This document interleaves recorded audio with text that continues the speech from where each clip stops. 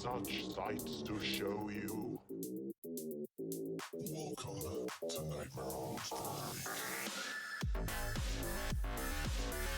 think I can control myself.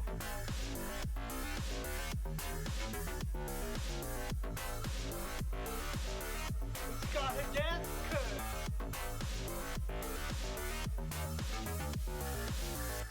What an excellent day for an exorcism. Hey, what's up, guys? Josh from Woodsboro Lake, and today I'm joined by two special guests. I have Cecil Laird and Robert the Wolfman joining me from the Horror Show channel and Dylan's New Nightmare. How are you guys doing today? Doing well. How are you? Doing well. Doing pretty well. Besides freezing my ass off, otherwise we're pretty good. So Dylan's New Nightmare. I know when I first saw the trailer, I was a little bit behind. I thought it was like a new trailer, and it had been an old trailer that I watched, so I felt really stupid afterwards. But I really enjoyed it, and I was super stoked fan film, especially because, the fan films have been on the rise lately, like, Never Hike Alone, Charles, Dylan's New Nightmare. There's so many, and they're just out here killing it. So tell me, what, I know Wes Craven's New Nightmare. This is like a follow-up, an unofficial follow-up to that. What made you guys decide on this film versus like doing a fan film on something else? It was just Freddy and Chucky have been my two favorite slashers for a long time, and I knew someone else was doing Chucky, and I didn't really want to mess with the technical aspects of having a doll horror movie, and so I wanted to look at doing a Freddy one, and my way in doing it as a sequel to Wes Craven's New Nightmare seemed like the best way for me into it. I know a lot of people want to see a sequel to, Alice's story and stuff like that, but I personally really liked Wes Craven's New Nightmare, and with the access that we had to Nico Hughes, it just made more sense to try and write that story instead. Yeah. No, I don't blame you guys at all. In like the order of things, really, Wes Craven's New Nightmare is my favorite Freddy film. Like the original, of course, and then I don't know how many people feel about it, but I really enjoyed part 2 as well. But yeah, no, that was a great choice. It was cool to see Miko reprise his role as Dylan Porter, and I don't know. By the end of the film, I was like, that's it. This is where it's ending. Like, I was locked in.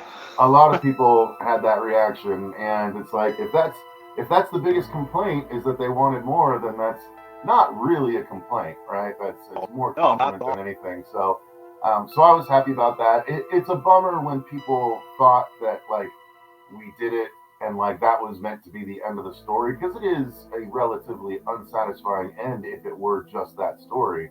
But no, it's intended to be the first act of a bigger story that would pick up right afterwards. So I think it functions well in either case, but I definitely think it functions better as a part 1 than anything else. But even if we never get to do any more, I still think it's a really cool short film that does have a resolution. It's just not a complete resolution that people would want.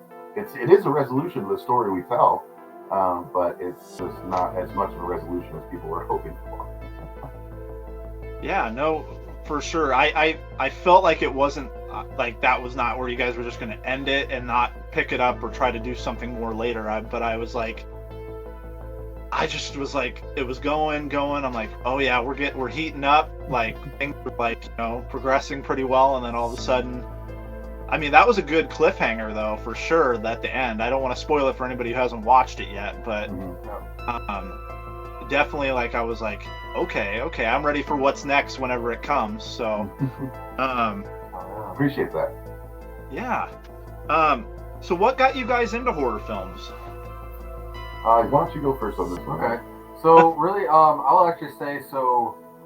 Oh no problem. It was the original Wolfman from 1941. That was my first horror film that I owned as a kid that my father bought for me.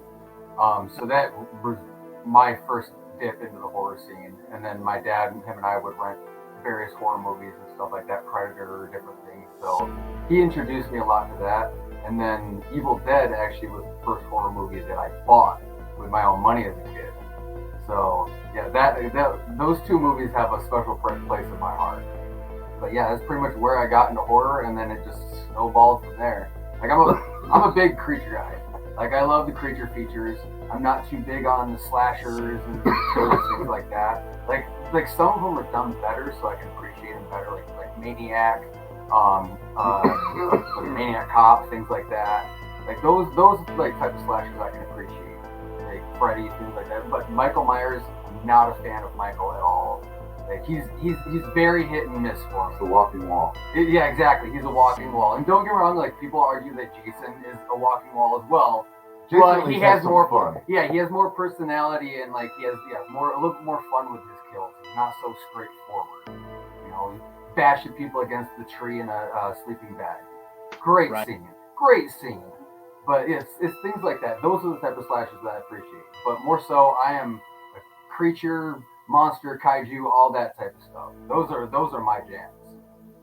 Yeah, for me, I my first exposure to it was I walked into my parents' room while they were watching, or while Jaws 2 was on the TV, while they were running around. I think they were packing for a trip or something. And I walked right in on the part where the shark charges Chief Brody as he has the electric wire, or the big electric pipe in front of him, and then the shark chomps and gets electrocuted, and that's how the movie ends. And I was like, what is this? And then I started, as a kid, I would stay up later than my parents, and I would watch the Up All Night with like Gilbert Gottfried. Like I didn't do Joe Bob Briggs because I just don't think I had that channel in the Southwest. I think that was more a different region of the country that played him. No, because Fuego watched. Well, no, it was all depending on the time, because like TNT, like he had this Monster Vision at one point. Yeah. And like I think that was like some channels like that were like split between West and East Coast. I probably happened across them once or twice, but really mine were Elvira and Gilbert Gottfried. And I would love watching the movies they would play on USA, on a Friday and Saturday night. They'd just play like 4 or 5 horror movies. And it was awesome. And then I ended up, at about 10, I moved with, my parents got divorced, and I moved with my mom to a house that was right next to a video store, like right in between two different video stores. One was Galaxy Video, so it wasn't one of the chains, but they had all kinds of cool stuff, and I ended up working there at 16. And then there was also a Video Update not far that I could ride my bike to, and they had the rent 3 for 99 cents on Tuesdays. And so I would go in on a Tuesday and rent like 9 movies, usually an entire horror series that I hadn't seen. And I'd just go home and watch it over the course of the next few days and go and bring it back. And I did that like every Tuesday for a long time, just to watch everything that I could. And so, yeah, I mean, all of that just built, and I always gravitated towards creature movies as well. That's my favorite subgenre too. But, the slashers, and especially slashers with personality, always caught my eye. And so that's kind of how my love of the horror genre evolved over time. Nice. For me, it was my aunt would always show me horror movies when I'd go stay over at her house. The first one she showed me was Child's Play. Then she followed up with Leprechaun. So nice. I grew this fear of like little short people and dolls. Diminutive horror. So I lived with my grandparents growing up, and I'd have to go downstairs to like the basement area to grab stuff, and she had like this thing of porcelain dolls down there, and it just crap out of me. I every time I get down there, flip on every light, grab what I needed to grab, flip the lights off, and bolt up the stairs so fast it was like a blur. Yeah, those little dolls, man, they're terrifying. So how long did you guys end up working on Dylan's New Nightmare over the course of time? It was about 4 years. I mean, it's been about 4 years at this point, maybe a little bit longer, because we're still working on getting the rest of the perks made for delivery. But yeah, it was a long, like 2.5 year delay because of COVID. That's really where the length of the extra time came from.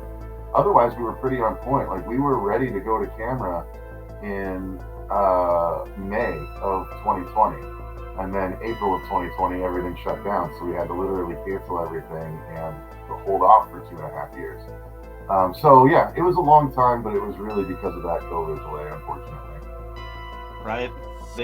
COVID just threw a wrench in everybody's plans for sure. Mm-hmm. So if you guys could work with any director, doesn't have to be horror, any director living or dead, who would you guys want to work with? Mine, I mean, it would be I for a long time I would have said James Cameron, but I've heard he's just such a kind of an asshole on set that I don't know if that would be my answer now. I might go with someone, someone younger that is really making a name for themselves. Like, I think it'd be really interesting. I don't like all of his movies, but I think it'd be really interesting to have a meal with Ari Aster or the Radio Silence guys, because they do really great work, and it'd be interesting to talk to them. So I guess if I had to go big and choose a big name, James Cameron. If I really put thought into it, though, probably a younger director. See that. I think one that would probably come to my mind is more, it's like maybe Alfred Hitchcock, honestly, just on a stylistic aspect, on picking his brain on why he chose like certain shots he did and things like that, especially with like Vertigo. Like, it'd be kind of cool to sit down and talk to him about setup reasonings, things like that. I think Hitchcock would probably be one, definitely. Yeah, I heard like he would keep, I think like for at least Psycho, I don't know about his other films, but like he made people like stay in the theater and finish it, or would like he wouldn't let you come in if you were late to like the film. I could see that. He was known for having a pretty good sized ego, and yeah, if you weren't on time, you're late. You're late, you don't get in. Yeah, exactly. And I guess Psycho had like the first flushing toilet on screen. Oh, really? Mm-hmm. Okay. Yeah, that I didn't know. That's funny. Yeah. So I noticed the song during the movie that came on, and I was like, that sounds really familiar, and it was like a mashup, I think, or something of like Nightmare by Tuesday Night from I think it was The Dream Master, right? Yeah. That was really cool to hear that rendition on your guys' like movie. I was like bopping my head to it. I'm like, I know the majority of the words, but not all of them. But it was cool to kind of see your guys' like take on that song on that film. And, credit to Jaime and Fuego and the Nancy and the Nightmares team, because Fuego had an idea for the mashup, and they ended up putting it together. It was the mashup of Tuesday Nights, Running from This Nightmare, and Dawkins' Dream Warriors, and just the words from Tuesday Night's song work really well timed into the Dream Warriors beat, and I think it came out really cool. It technically works in film as something he could be listening to, because it's the real world where those movies exist, and so technically Tuesday Night exists and Dawkins exists and everything. So it didn't break anything by us putting it in the film. And I think when I first heard it, I was like, this is dope. People are gonna love this alone, let alone the movie. So yeah, I'm glad you enjoyed it. Yeah, thank you. Yeah. I love how like the opening scene too, like it's people trying out for like Hatchet 5. Those movies were really interesting. I think my favorite kill from any of those movies was I forgot the woman's name, but they're like on the Honey Island swamp and they're running, and she like grabs her by the face and like pulls her head back, and her tongue's all like flopping around. That was in the very first movie. Yeah, that was the wife of the the old man that gets killed as well. Yeah. Their corpses actually just had a cameo in the Hatchet Halloween Tales 5 comic book that came out. Oh, did they? Nice. Yeah, because basically the Hatchet Halloween Tales comics are, each of them is an anthology with 3 stories, and every story is introduced by one of the victims of Victor Crowley. So. Oh, neat. Yeah, that's neat. Mm-hmm. Yeah, and that whole sequence that we get, I'm trying not to spoil this for people. I mean, I want to talk about as much as I can, but it's out. People can watch it. I would say go for it if you want. Okay. Like Miko or Dylan's audition, that whole scene, like, was insane. I loved it. Like him reading his lines, and all of a sudden, like, the people committing suicide, and Ron Sloan's character being Freddy was. I love that whole sequence when he flips the table, and then it becomes like the different lighting and like that whole nightmare like atmosphere. Mm-hmm. And you guys put a lot of work into like those transitions and those sequences. Yeah, I appreciate that. I had thought a few of them out ahead of time, and that one just made sense. I was like, yeah, well, why don't we just use the table to wipe as it goes by the camera, because we have a shot of him with the reason that happened really on set is because we started to shoot a table flip, and then we realized we're like, oh wait, it needs to be the different lighting, and so we had happened to shoot the table going up into the air without the lighting, and then the rest of them were with the lighting, and I was like, well, why don't we use the beginning of the shot without the lighting, and we'll just use the table to wipe into the because we didn't really have a particular way to get into the lighting. And that just ended up working out really, really well. On the day, I was like, yeah, we can do that. It just worked great. So. And Dave McRae as Freddy was an excellent choice. He nailed that role. I love just the interactions and how it felt like Freddy. You know, he was like, "Oh, Dylan, all grown up, but still my little bitch." It just he really embodied and encapsulated Freddy, you know. Yeah, he did a great job, and it was fun to write for Freddy. You know, like that was a fun thing for me. I really enjoyed, because it's the Freddy that I like. It's the scarier Freddy without all the jokey jokes, but still with humor. But it's not jokey joke humor. It's mean. I always wanted it to be mean humor, where it's funny because it's so mean, not because he like made a quip, you know what I mean, but literally because what he said is just fucked up. It makes you laugh. So. Yeah, no, he's like my favorite version of Freddy. Real dark, gritty, nasty, just because, you know, he's more than Freddy in that he's a dream, like a demon, yeah, on the form of this character versus like just the actor playing, you know, Freddy. Right. And I really, just one more thing on that scene was I really enjoyed the transition. It was very similar to Never Hike Alone 2, that wake up from the dream, and I love that. I love how like the transition into like the waking up from the nightmare scene. Yeah, we had that planned for a long time, and then we shot it and everything, and then Vin shot Never Hike Alone 2, and he showed me the trailer, and I was like, bro, that's the same shot that we did in Dylan's New Nightmare that people haven't seen yet. He's like, oh yeah, it is, huh? Like, yeah, it is. But it's cool, you know, it's a cool transition, so I don't mind doing it. No, I like I don't own the transition, and if it works, it works. So yeah, more power to him for using it too. Yeah, no, for sure. It definitely worked on both counts. Do you guys have any favorite memories from the Dylan's New Nightmare set? Yeah, well, mine immediately, I would say the rap party and the late nights reviewing footage. Those were my favorite, because we would finish shooting at about 10 or 11, and then we'd be up till like 1, 2, 3 o'clock in the morning just looking at footage and like smiling and laughing and cheering and being really excited about what we were seeing.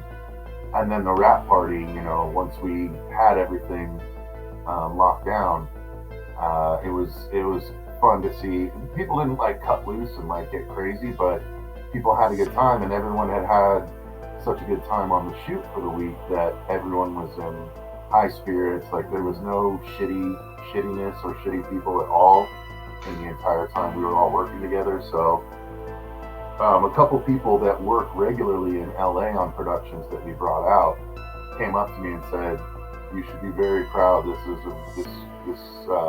This crew works really, really well, and everything ran very smoothly." I was like, cool, because it's technically my first production of this kind of size. So I'm glad that it ended up working out. I put the right people in the right spots. Thank goodness. Yeah.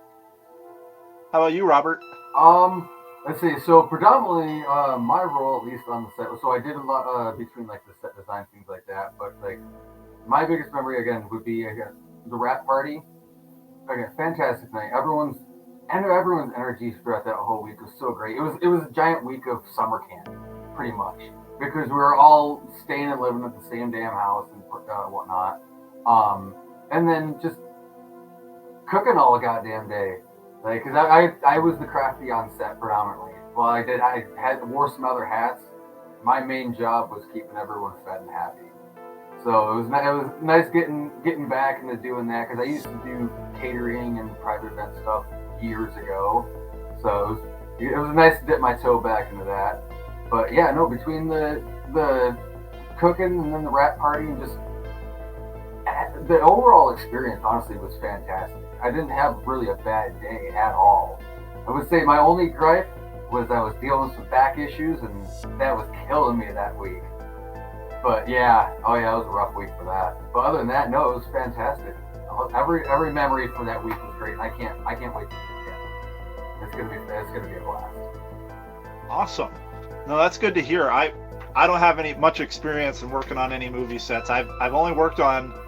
Well, I was an extra in a movie one time, like a long time ago. It was an independent project, and then I helped on the first scene of Never Hike Alone 2. Oh, I traveled down to the other end of Washington to shoot that with Vince and the guys. That was an experience I'd never forget. Like meeting Tom Matthews, he was like one of my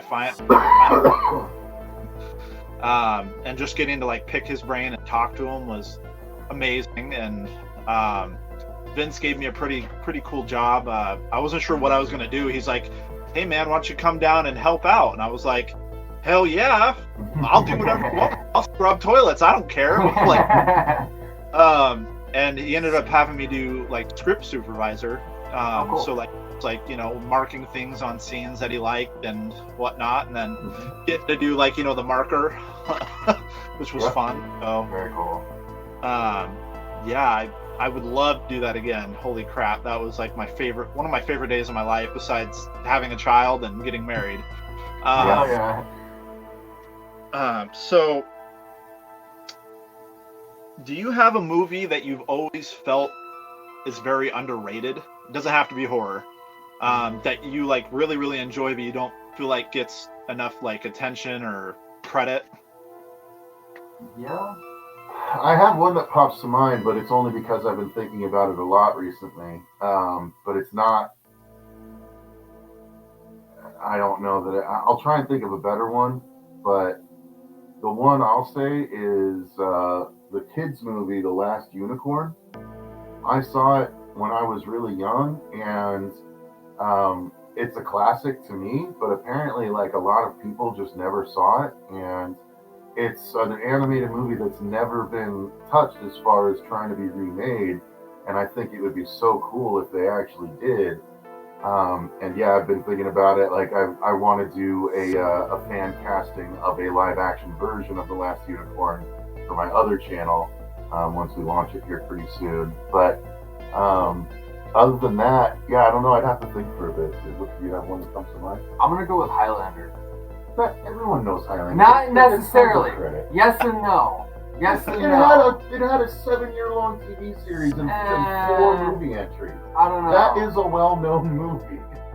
I don't know. Well then, okay, then I'll go at least with the second runner-up. Would be Pumpkinhead Doesn't Get Enough Credit. It has No. 4 movies. No. Every horror fan knows Everyone's Pumpkinhead. forgotten about Pumpkinhead. Nobody's I don't forgotten give a about shit. Pumpkinhead. No, that movie needs... Dark Harvest was essentially a new Pumpkinhead. 60-40.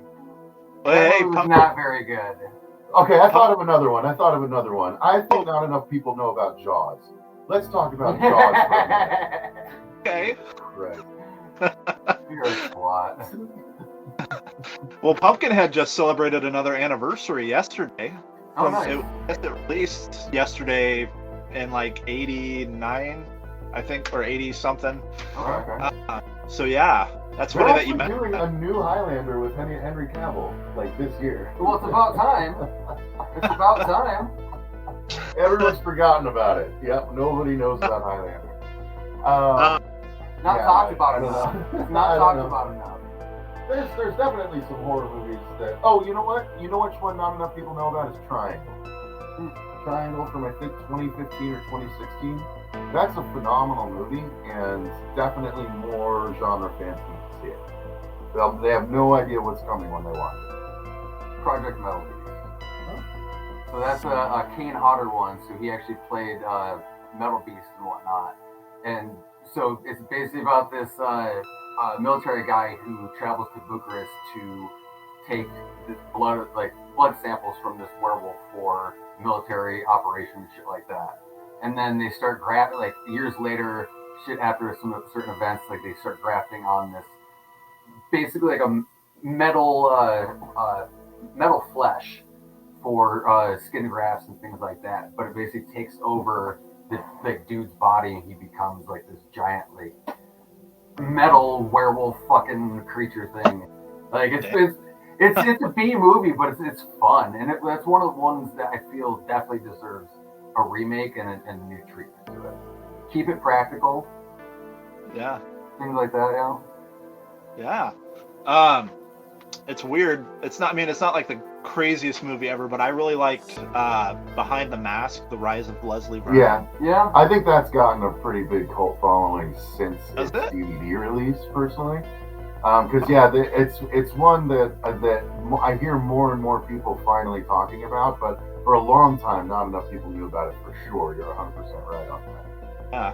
I was gonna say I haven't seen anybody talking about it, but I mean maybe I'm just not looking in the right places. They've talked to the actor about doing a new one for a number of years. I keep seeing that story pop up, and he actually just came to an event here locally that ScarityCast put on a few months ago. Oh, I do remember that. Okay, so yeah, I guess because he came, it's on the forefront of my mind. But yeah, maybe you're right. Maybe still it's not talked about enough. You might be right there.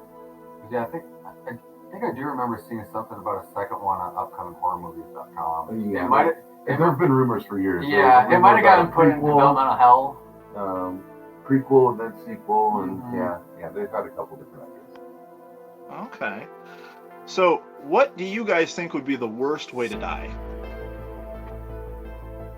Fire or drowning? Yeah, I mean, for me, the worst case scenario is going to be being stuck in the ocean in the middle of the night with no land in sight, because A, I risk drowning, and B, I risk getting eaten by sharks, and those are two of my biggest fears. So the only thing that could be worse is if I was stuck in a coffin in the middle of the ocean, because that's my other fear, is being stuck in a small space and buried alive. Yeah. Oh yeah. I was gonna say mine would either be drowning or like suffocating and being like buried alive or something like that. Mm-hmm. Just like being in that tight space, running out of oxygen, like you can't go anywhere. Oh, Jesus, no. My mind combined those fears once when I would think about if I was ever diving off of a boat as a shark rose and I dove into its stomach. So then I'm stuck in a small space, slowly suffocating and drowning and getting eaten. I've never thought of that. Well, you guys, so you guys have worked with Vincent. It looks like Womp Stomp had a little bit to do with Dylan's New Nightmare. With Jason and Freddy, is there like a chance of Freddy versus Jason done better? I don't know. There have been talks, but I would need to finish the Dylan's New Nightmare story before we went to that. But yeah, we have already talked about how that could happen. I mean, technically, the universes are in the same universe. I think we've just decided. So technically, Dylan could go visit Crystal Lake, and fun might ensue. Because as it is right now, when Dylan goes to sleep, Freddy comes out. So that's we could have some fun. Maybe Dylan would get attacked by Jason, and then as he's fleeing, he like trips over a branch and knocks himself out, and then Freddy emerges and fun ensues. So yeah, we've talked about it. There's no guarantee or anything, but I have a feeling after Never Hike Alone 2 and after Dylan's New Nightmare, now that they're both out, I feel like we could crowdfund that pretty easily. Yeah, no doubt there. Those were both your guys' films are phenomenal. So I mean, I think a lot of people would be really happy to see that. So I threw some random ass questions in here. What do you want etched on your tombstone? I would say loving father, loving husband, and he entertained us. That's. I want to leave a mark, and I've always wanted to leave a mark by entertaining people, whether it's through writing, directing, both. Anything. I want to leave something behind that people can and would continue to enjoy. Dylan's New Nightmare was the first time I think I truly succeeded at making something that's going to stick around for a bit. But because it's not official, I don't know, not a ton of people know about it still. So, but at least it's something that's always going to live there as long as you can do it. Yeah. No, for sure. Honestly, I've never really thought about this. I don't really know. Yeah. You made some good mead. Yeah, basically, yeah. You knew how to make some mead. He'd smoke your sausage. Okay. Yeah, I don't really think I've ever thought of that either. I was like, I don't want to just be generic with all the same questions. I appreciate it. Honestly, I appreciate it. Most interviews about the movie and stuff are pretty similar questions, so I like the random questions being thrown in, to be honest with you. Thank you. Let me think. Have you guys ever played Skin the Cat? Hell no, I love cats. No. I love cats. I hate seeing cats die in movies. Like, I can't stand that shit. So, absolutely not. But I had to have Freddie talk about it. Yeah. Get Freddie. Nice. Oh, Hell yeah. That's awesome. I got a lot of random horror shit in my room here. Tell me about it, yeah. So do we. Yeah, look behind us. Let's see. I was gonna say that I really enjoyed that you guys brought back his trench coat and stuff for this look. I loved you guys stuck true to that Freddy from Wes Craven's New Nightmare. Mm-hmm. I heard I was watching somebody else review your guys's or watch your movie live time and review it, and they were like, "Oh man, they don't have the jacket." I'm like, "Just wait, bro. Just wait. They got it." Yeah, we had a few people saying that after they saw the trailer where we only showed the one shot of Freddy and he didn't have the jacket yet. And then I was like, well, if you watch our teaser trailer, there's one shot that didn't make it into the movie where the finger blade moves the table aside and you can see the cuff of the jacket in that shot. So I was like, go watch the teaser trailer closely and you might get a better feeling for it. But yeah, that was well done. That jacket. So the hat we bought and messed up purposely, because the whole thing is both the jacket and the hat are like messed up and burnt and fucked up after the explosion at the end of the last movie. But the jacket was made entirely from scratch by our costume designer Courtney Lee. So she's a very talented individual. Yeah, for sure. If you were on death row, what would be your final meal? I watch Mythical Kitchen's last meals sometimes, so I've seen Like I would say mine would have to be a steak, some tacos, maybe some Cane's chicken tendies with the Cane sauce with the Louisiana sauce mixed in. I would just want like one. I would just like one small thing from all the meals that I love. So like one really good taco, one small like fillet steak, one of my lavash snacks that I make for myself. Just like one more of everything that I've eaten that I've loved my whole life. Okay. No, But a small version of them. That's fair. Just the final taste test of the world. Yeah. Well, it's like I'm never gonna have any of this again, so I want to have it all one more time. Yeah. Well, definitely, strawberry rhubarb pie has to be in there. Definitely have to throw that in there. Use a good half-gallon of eggnog. Steak, a green chili bacon mac and cheese. Probably some coleslaw. Scallops. You can have the coleslaw from my Cane's meal. Whatever. Just pass it through the bars. I imagine we're on death row together, right? Yeah, just pass it through the bars, bro. We both go. Because obviously, if I did that, you'd go do that to keep the company, right? Like that's the kind of friend you are. Your very body. Yeah. Okay, taking your car bar. Yeah, you're sure. I got 4-wheel drive, might as well take mine. I think I'd have like my wife and I make these bomb ass calzones at home. Like they're huge. I'm really big into Chinese, so I'd probably get like a ton of General Tso's chicken and like fried rice. Oh, dumplings. You can't forget the dumplings. Throw those in there. Some dumplings, egg rolls. Yeah. You got like a blizzard from Dairy Queen. Mountain Dew. I'm a sucker for chocolate milk. I know like people are like, oh, that's like a kid's drink. No. I love chocolate milk. Okay, so here's the question. Chocolate milk or strawberry milk? Chocolate milk. Chocolate milk. I'm especially if it's Marigold old fashioned.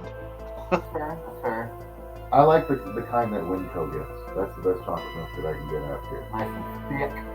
No, it's just it's not necessarily thick, but it just has a better taste than like Lucerne, has a better taste than the fries. You know, I was about to say the fries one, like their chocolate milk. The fancier like I've never liked Nestle Quick. I've never liked chalky the garbage mix-in stuff. I've never liked Hershey's chocolate. You know that you squeeze in the milk. Okay. Like the only one that I've ever liked is the Carnation chocolate malted milk mix that you just dump some spoons in and mix it up. I like that, but otherwise, I just like the pre-mixed chocolate milk way more. And not even the fancy kind that you can get in like a glass bottle. I'm like, no, this is. Sometimes the generic off-brands are the best. Yeah, they really are. But no, I was like, there was even times where I do like the strawberry chocolate and everything. It was fucking good, man. It was so good. And then Dairy Gold has old fashioned like vanilla and chocolate. Oh, cool. Vanilla tastes like you're drinking a milkshake. It's so damn. Oh yeah, that's delicious.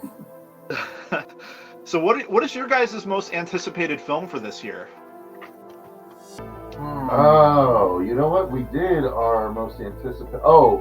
Mine ended up being Alien Romulus by Fede Alvarez. Because I love Fede Alvarez's work. He's a super talented filmmaker, and I love a good alien movie.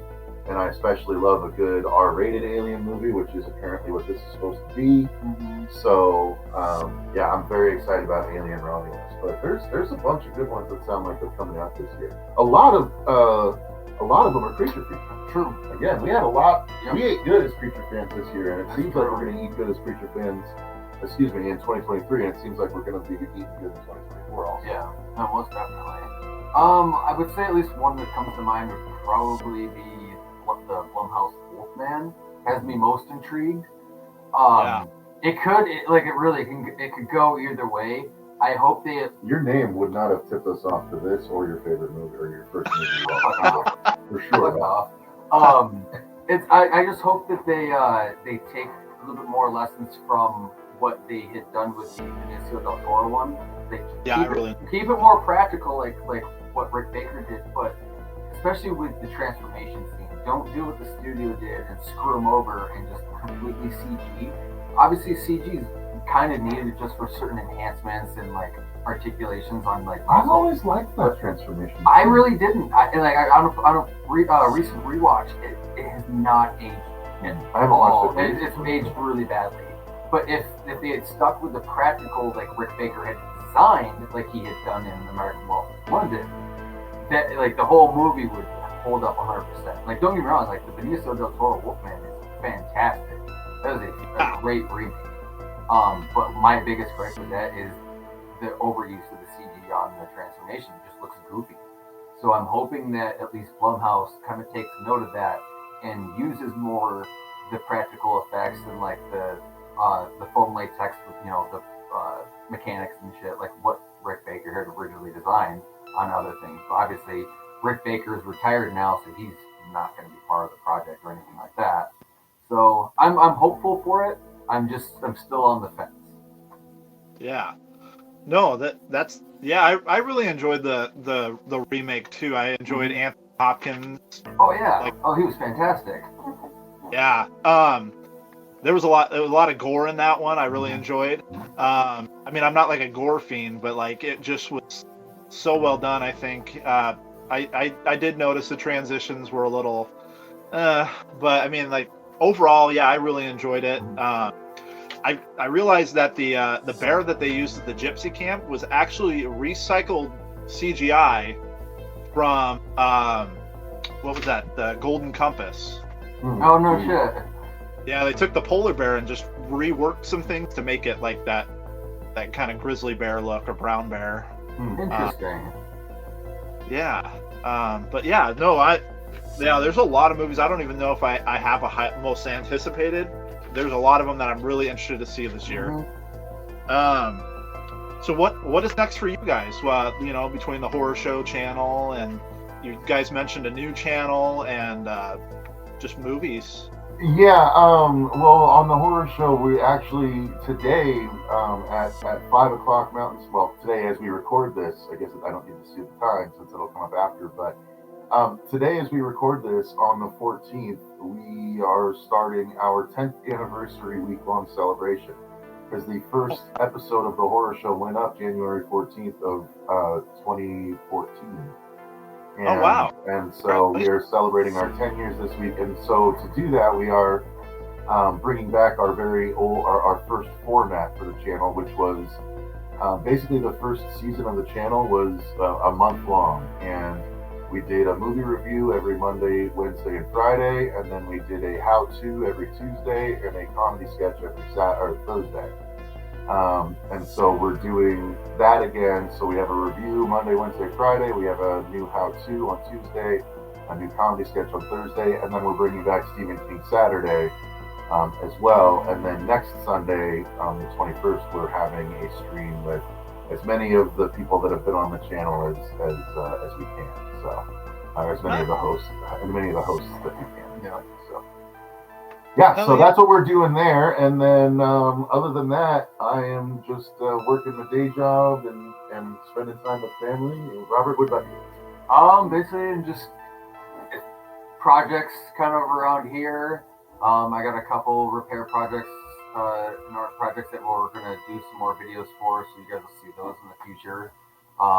Again, I'm working on one right now for the how-to video that you guys will see this week. Let's see. Other than that, yeah, it's just kind of work.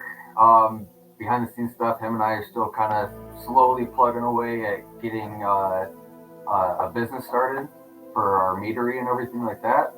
But right now, obviously, DNN is taking all our eyes and everything. Right now, we still have a bunch of behind the scenes stuff that we're working on and whatnot. Like him and I, like there's so many hats that him and I wear. They're 2 stories tall.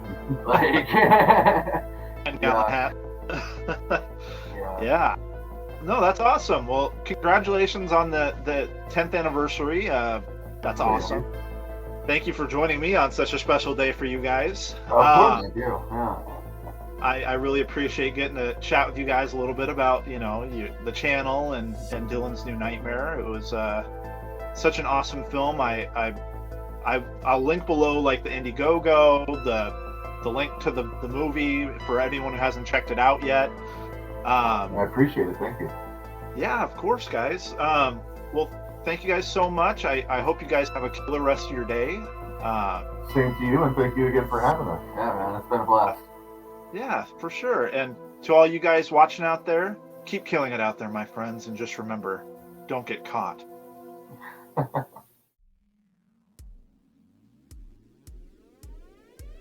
let the ghosts and the ghouls disturb you. I'll see you soon.